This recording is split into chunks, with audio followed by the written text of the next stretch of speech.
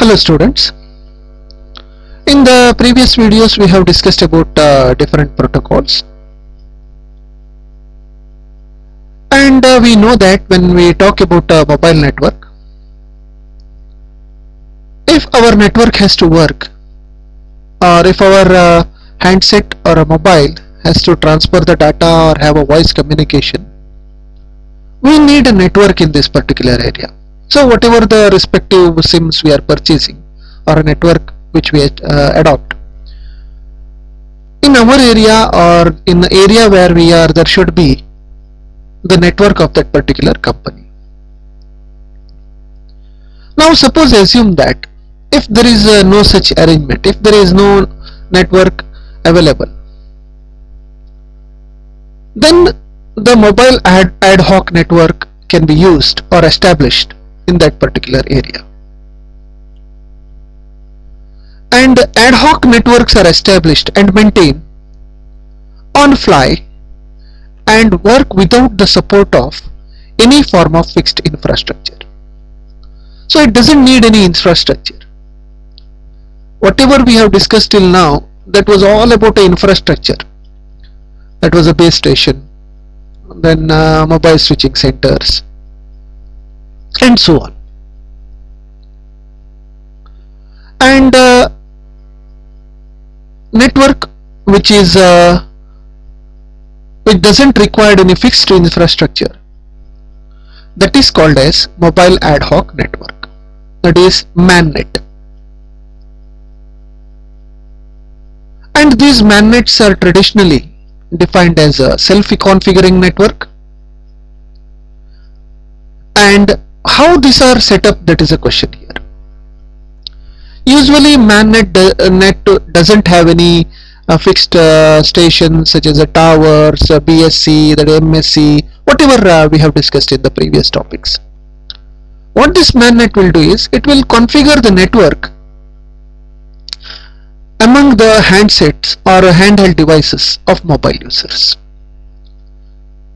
And it works on the method of hopping. What is hopping we will discuss. Suppose assume that you want, it's like a relay you have seen, no? So what happens, the first person holds a relay baton, he runs, then he gives it to the second person, then second person handing over the baton to the third person. Like that,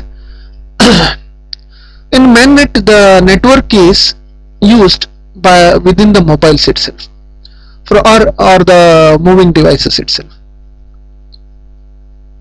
What it will do is, it will search for the available network which allows the available device such as mobile or any of the wireless devices within the range, and it will send the packets there and send it, and that particular, from there it will send it to the next packet up to the destination or a next center or a next device up to the destination.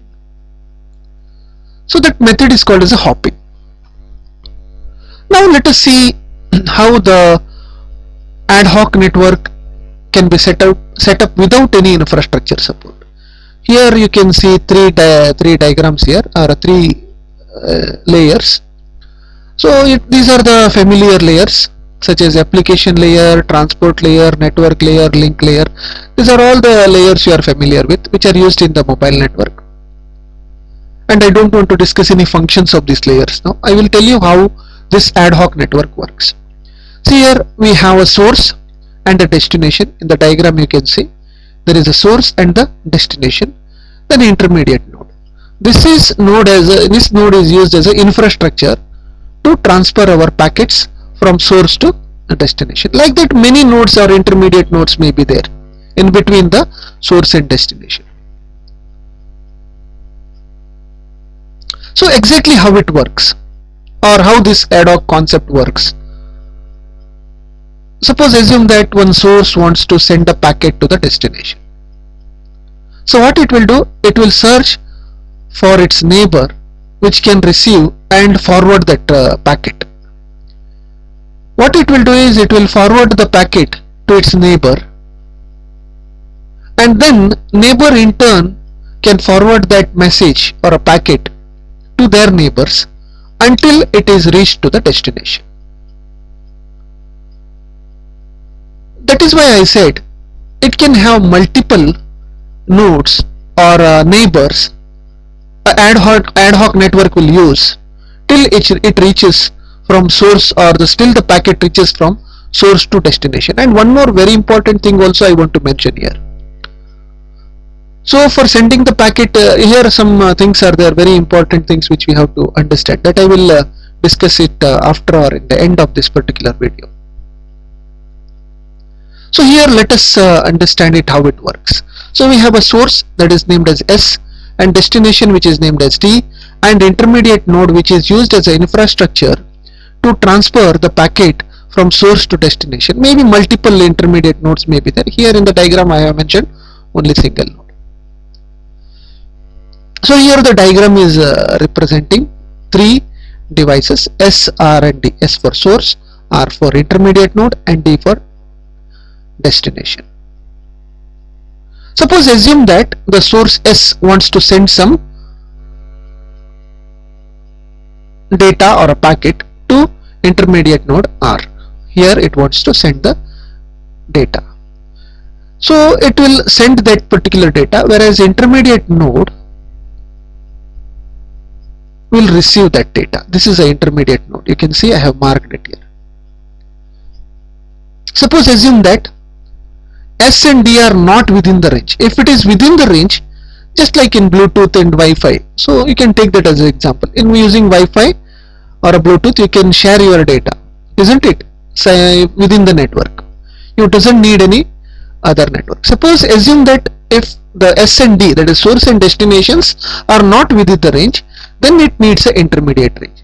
So this intermediate range should be in the range of source and both destination. If it is not in the range, this intermediate node can be connected with the next node which is in the range of intermediate node and the next intermediate node. From there to the destination. Okay, so in case S and D cannot communicate directly, it can take the help of R, and R can relay the packets from that and send it to destination node. Destination node. This is how the ad hoc network works. So here we know that R will not be permanently a part of the network or independent device, or it's not a permanent infrastructure. It is also moving.